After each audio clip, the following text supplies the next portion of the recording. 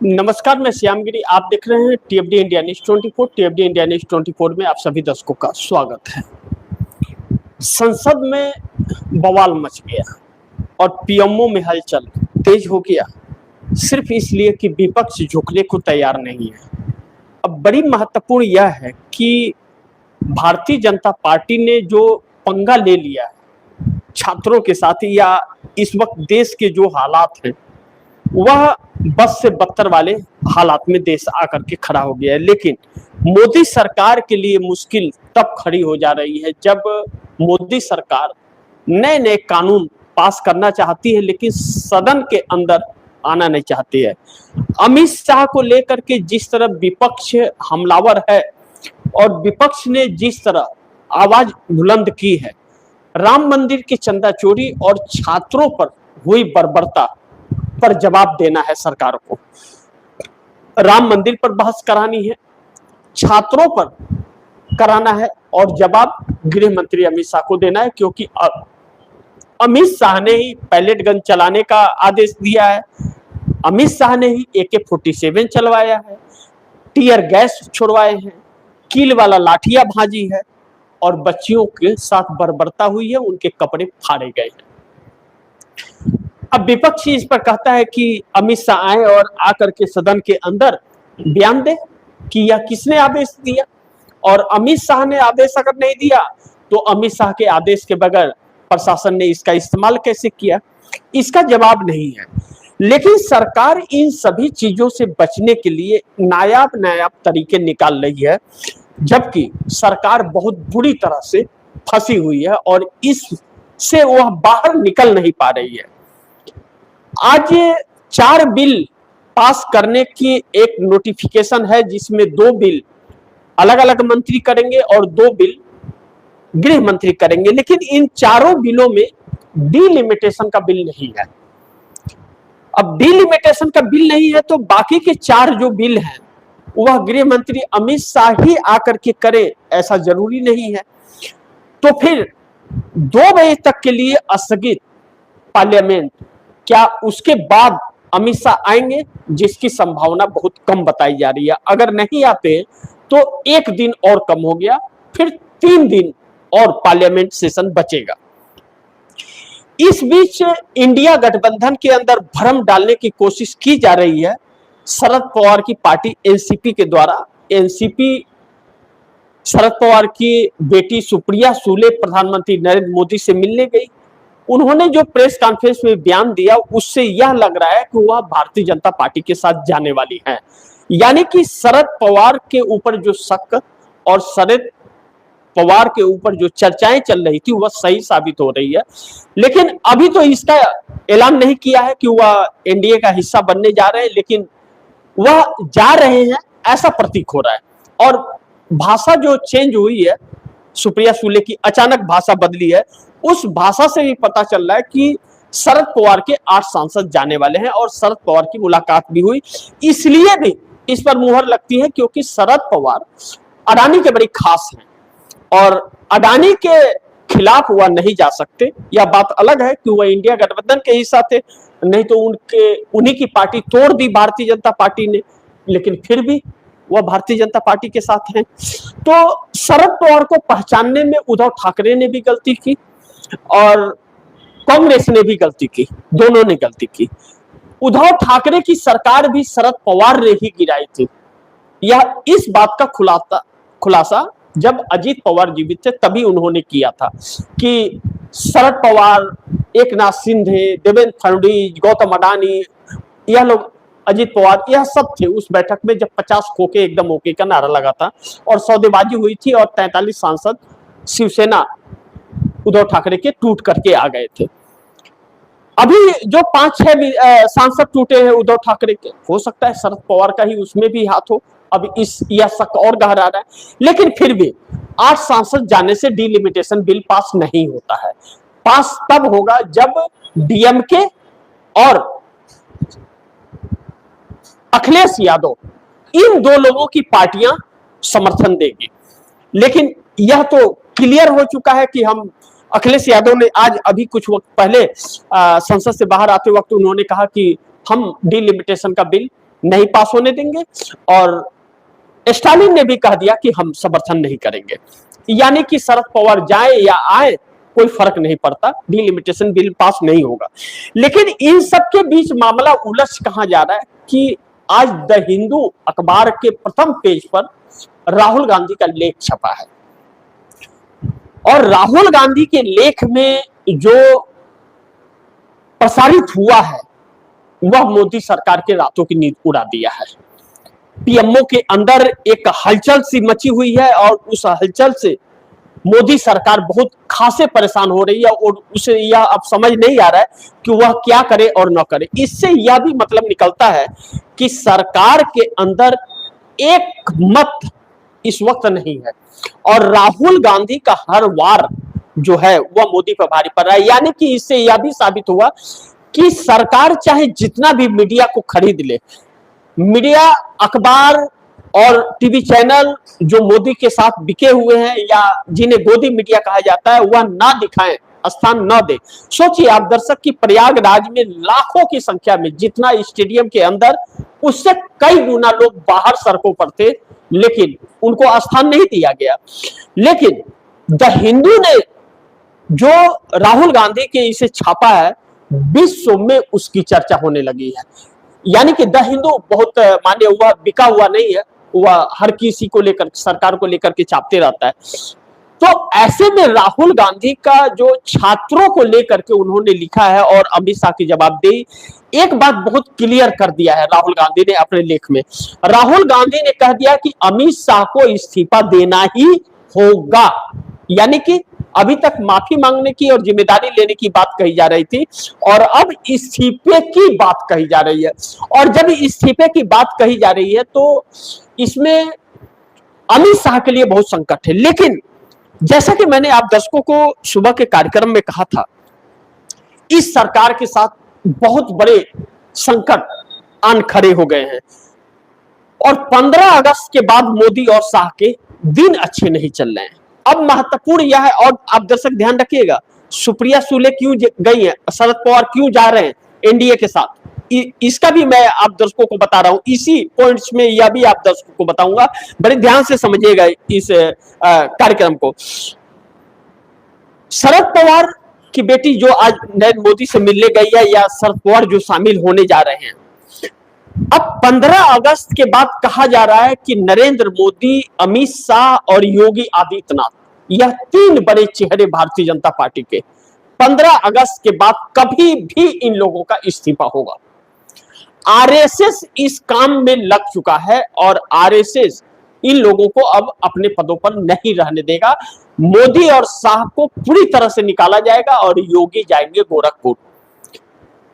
अब अमेरिका नाराज है, बड़े ध्यान से समझिए, अमेरिका नाराज है और आरएसएस मनाने की कोशिश कर रहा है। आरएसएस अभी भी अमेरिका को दिखाना चाह रहा है कि भारत की सरकार हमारे आदेशों पर चलती है, वह आरएसएस की सरकार है। लेकिन भारत में कहता है कि राजनीति से कोई लेना देना नहीं है। देखिए बात कहां पर जा रही है। अब अमेरिका जा रहे हैं मोहन भागवत ट्रंप को मनाने के लिए, और ट्रंप को मना करके आने के बाद नरेंद्र मोदी को, अमित शाह को और योगी को विदाई होगी इस्तीफे की। यह आरएसएस को जानने वाले वरिष्ठ पत्रकार का बयान है। आरएसएस को जानने वाले वरिष्ठ पत्रकार जो आरएसएस को कवर करते हैं, उनका यह मानना है। और अगर यह बात है तो फिर सरकार के अंदर एक बेचैनी है। अब मोदी क्या चाहते हैं? मोदी या दूसरी चीज, आरएसएस एनडीए गठबंधन के घटक दलों से बातचीत कर रहा है, और भारतीय जनता पार्टी के पास 240 सांसद हैं। अब भारतीय जनता पार्टी पर मोदी साहब बोझ है, यह हर कोई जानता है कि मोदी के बाद कोई चेहरा नहीं है, वोट मांगना मुश्किल है, इसलिए मोदी को हटाना बहुत जरूरी है, और यह भारतीय जनता पार्टी के लोग भी मानते हैं। लेकिन मोदी क्या चाह रहे हैं? अमित शाह अभी भी किस जुगाड़ में लगे हैं? अभी भी इस जुगाड़ में लगे हैं कि ज्यादा से ज्यादा एनडीए गठबंधन की संख्या को बढ़ाई जाए, जो नरेंद्र मोदी के बगैर भारतीय जनता पार्टी को सपोर्ट न करे। अगर मोदी और शाह को आरएसएस निकाल रहा है तो जो एनडीए गठबंधन के ज्यादा से ज्यादा सहयोगी दल रहे वह भाजपा को समर्थन न करे, इसलिए आरएसएस की मजबूरी हो जाए कि मोदी को ही प्रधानमंत्री बनाए रखना। और मोदी को यह कुर्सी इसलिए भी चाहिए और अमित शाह को, क्योंकि अगर उनके हाथ से कुर्सी गई तो फिर उनके खिलाफ जांच भी होगी और उन्हें जेल भी जाना पड़ेगा, वह जानते हैं। और उनके जाने के बाद सरकार गिर जाएगी, ज्यादा दिन तक सरकार वह चलेगी नहीं। तो ऐसे में बहुत बड़े संकट में मोदी और शाह आ जाएंगे, यह बात उन्हें पता है। अब संसद में पूरी तरह से बवाल मचा हुआ है, अमित शाह भाग रहे हैं, कब तक भागेंगे, कब तक भागेंगे? अब तो अमित शाह भागने के लायक भी नहीं बचे और नरेंद्र मोदी खासे परेशान है, विपक्ष झुकने को तैयार है नहीं। अब इन सब के बीच प्रधानमंत्री मोदी बुरी तरह से फंस गए हैं और जकड़ गए हैं, इस्तीफे तक बात आ रही है। और यह अगर मोदी ने चाल दूसरी चली तो फिर जो भारतीय जनता पार्टी के 240 है, सिर्फ वही नहीं, भारतीय जनता पार्टी के अलग अलग राज्यों के जो वरिष्ठ नेता हैं और जो अटल बिहारी वाजपेयी के सिद्धांत और आरएसएस के संगी हैं, वह सब एक स्वर में आवाज बुलंद करेंगे नरेंद्र मोदी को कुर्सी से हटाने के लिए। अब दूसरा इसमें एक पॉइंट जो आता है फंडिंग वाला पॉइंट, जो राहुल गांधी ने प्रयागराज में समझाया कि शिक्षा पर कब्जा आरएसएस का है, अडानी फंडिंग करता है और मोदी देश बेचता है। तो यह सारी चीजें जो है, अब इसके बाद में अडानी मोदी के साथ है और मोदी है तो अडानी है, अडानी है तो मोदी है। अब ऐसे में क्या अडानी फंडिंग करके लोगों को खरीद पाएंगे, भाजपा वालों को? ऐसा अब तो प्रतीक नहीं हो रहा है कि भाजपा वाले अब मोदी के लिए नहीं बिकेंगे। यानी कि अगर सरकार नहीं बच पा रही है इनके हटाने के बाद, तो सरकार गिरा देगी आरएसएस स्वयं, लेकिन मोदी शाह से छुटकारा पाएगी, यह तय आरएसएस कर चुका है। और जब इस तरह की चीज आरएसएस तय कर लिया है तो फिर मोदी के लिए आगे की राह आसान नहीं, बहुत कठिन हो रही है। अब सवाल होता है कि शरद पवार यह जानते हुए कि देश खिलाफ है, छात्र आंदोलित है, छात्र पूरी तरह से आंदोलन कर रहे हैं, उसके बावजूद क्यों जा रहे हैं? शरद पवार की शर्त यह है कि हमारी एनसीपी हमें वापस कर दो। मोदी सरकार यह चाहती है कि शरद पवार और सुनीत्रा पवार, जो इनकी एनसीपी अजीत पवार ने छीन लिया था, शरद पवार और सुनीत्रा पवार एक हो जाएं और एनडीए को सपोर्ट कर दे, तो फिर उसके हो जाएंगे 9 सांसद, 8 सांसद शरद पवार के पास हैं। तो अगर यह शामिल हो जाएंगे तो नरेंद्र मोदी सुप्रिया सुले को कैबिनेट मिनिस्टर बना देंगे। अच्छी बात है। अब 3 साल का कार्यकाल बचा हुआ है। जब छात्र का आंदोलन पूरे देश में गूंज रहा है और सी वोटर का सर्वे यह कह रहा है कि 86.8% जनता, एनडीए गठबंधन को वोट देने वाली जनता इसके खिलाफ हो गई है और 40 करोड़ की आबादी जो युवा पीढ़ी है, जेन जी जिसको कहते हैं, जिसने प्रयागराज में राहुल गांधी का स्वागत किया, वह इस सरकार के खिलाफ है। तो फिर क्यों जा रहे हैं? तो इसका मतलब साफ है कि वह भारतीय जनता पार्टी के लिए ही थे, अभी तक पर्दे के पीछे से साथ दे रहे थे, अब जब मोदी फंस गए हैं तो पर्दे के सामने से आ गए हैं। यानी कि हर हाल में शरद पवार ने इंडिया गठबंधन को और देश को धोखा दिया कि भारतीय जनता पार्टी के खिलाफ वोट लिया और भारतीय जनता पार्टी के साथ जा रहे हैं। लेकिन यहां पर एक चीज निकल करके आई, बहुत तालमेल बन रहा है, इसमें बड़े ध्यान से समझिए, ना समझ आए तो लाइव समाप्त होने के बाद देखिएगा। शरद पवार ने कहा कि मैं भारतीय जनता पार्टी के साथ नहीं जा सकता, तो मैं पार्टी के सभी पदों से इस्तीफा दे देता हूं, दोनों एनसीपी एक हो जाए, सुप्रिया सुले सुनीत्रा पवार पार्टी संभाल ले और उसके बाद में एनडीए को सपोर्ट करते। लेकिन मैं पार्टी का जब तक अच्छे अध्यक्ष रहूंगा तब तक नहीं, तो मैं पार्टी से संन्यास ले। यानी कि खुद ही रास्ते भी बना रहे हैं और खुद ही सपोर्ट भी कर रहे हैं। अब इन सभी के बीच देश जानता है, विपक्ष भी जानता है। आज जो चंदा चोरी पर प्रदर्शन हुआ उसमें सुप्रिया सुले शामिल पार्लियामेंट के बाहर परिसर में नहीं हुई, उन्होंने प्रेस कॉन्फ्रेंस किया, प्रधानमंत्री से मैं मिलने जा रही हूँ, दिन के उजाले में जा रही हूँ। पिछली बार तो दिन के अंधेरे में मिली थी, इस बार उजाले में जा रही है क्योंकि अब पक्की होती हुई। लेकिन अखिलेश यादव और डीएमके के स्टालिन ने एकदम साफ कर दिया कि हम नहीं देंगे। और भारतीय जनता पार्टी इस बार पूरी तरह से वह चाहती है कि 362 का पूरा आंकड़ा हो जाए तभी लेकर के आए। तो अब आज जब 2 बजे तक के लिए स्थगित पार्लियामेंट हो गया, अब इसके आगे पार्लियामेंट चलेगा नहीं चलेगा इसकी गारंटी नहीं है, 3 दिन बचा हुआ है। तो क्या इस 3 दिन के बीच में डिलिमिटेशन बिल आएगा? अगर नहीं आता है तो फिर शीतकालीन सत्र नवंबर महीने में जब 20 के बाद पार्लियामेंट सेशन चालू होगा तभी आ सकता है, और उसके बाद बजट का सेशन होगा। शायद तब इस बिल का कोई महत्व नहीं रहेगा क्योंकि 5 राज्यों के चुनाव में देश जा चुका होगा और नरेंद्र मोदी के लिए एक चुनौती उस वक्त खड़ी होगी।